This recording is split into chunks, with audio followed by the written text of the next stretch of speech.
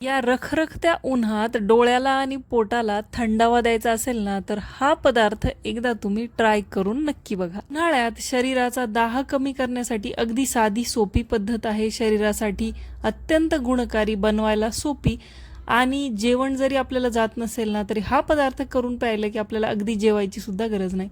एकदा बनवून ठेवला की 1 ते 2 दिवस तुम्ही पिऊ शकता. चला तर मग वेळ न घालवता व्हिडिओला सुरुवात करूया. मी इथं 10 ते 12 कोकम घेतलेलं आहे, ज्याला आपण आमसूल पण म्हणतो. कोकमचं जे आगळ बनवतात, बाजारात हे ड्राय कोकम आपल्याला मिळतात. गरम पाणी घालून 1-2 तासासाठी याला भिजवून घ्यायचं आहे. ते जर ओलसर असतील तर 2 तासात भिजतात. खूप जर वाळलेले असतील तर 3 ते 4 तास लागू शकतात.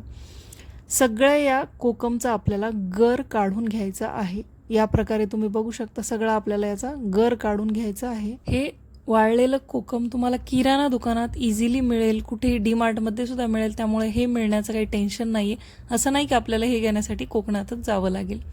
या प्रकारे आपला पूर्ण रस बनवून तयार आहे. त्यानंतर घ्यायचं आहे ओलं नारळ.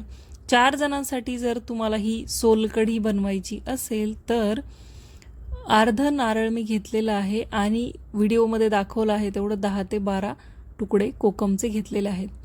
मिक्सरच्या भांड्यात ओल्या नारळाचे बारीक तुकडे, लसण, अद्रक आणि चवीनुसार हिरवी मिरची घालायची. थोडासा बीटरूटाचा तुकडा घालायचा. याने चवही आणि रंगही सुरेख येतो.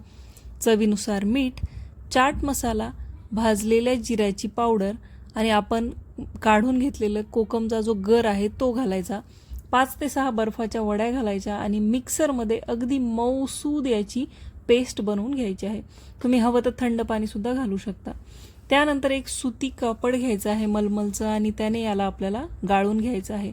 हा जो मिक्सरमध्ये राहिलेला गर आहे तो सुद्धा पाणी टाकून या प्रकारे परत परत आपल्याला पाण्यातून या कपड्यातून गाळून घ्यायचं आहे. तुम्ही बघू शकता अगदी सुरेख रंग आलेला आहे. तुम्हाला हवं तर तुम्ही नारळाचं दूध आधी काढून घेऊ शकता आणि त्यामध्ये कोकमचा रस टाकला तरीही चालेल. मी सगळं सोबतच मिक्सरमधून फिरवलं आहे आणि एकदाच काढलेलं आहे. सुरुवातीला चवीनुसार आपण मीठ घातलेलं आहे, पण नंतर तुम्ही चव बघून त्यामध्ये मीठ कमी जास्त करू शकता. बघू शकता वर असा मस्त हा गोळा राहिलेला आहे. यामध्ये परत एकदा पाणी घालायचं आणि यामधला आणखी एकदा आपल्याला अर्क काढून घ्यायचा आहे.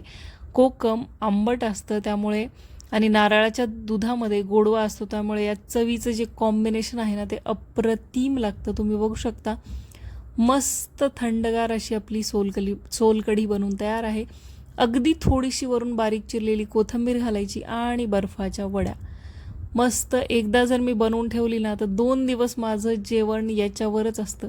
जोपर्यंत ती कढी संपत नाही तोपर्यंत मी तिच्या मागेच असते.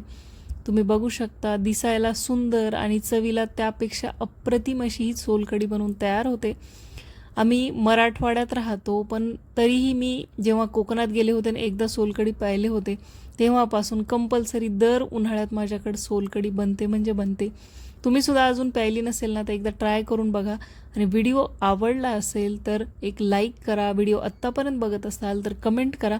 तुम्ही कुठून हा व्हिडिओ बघताय ते सुद्धा सांगा.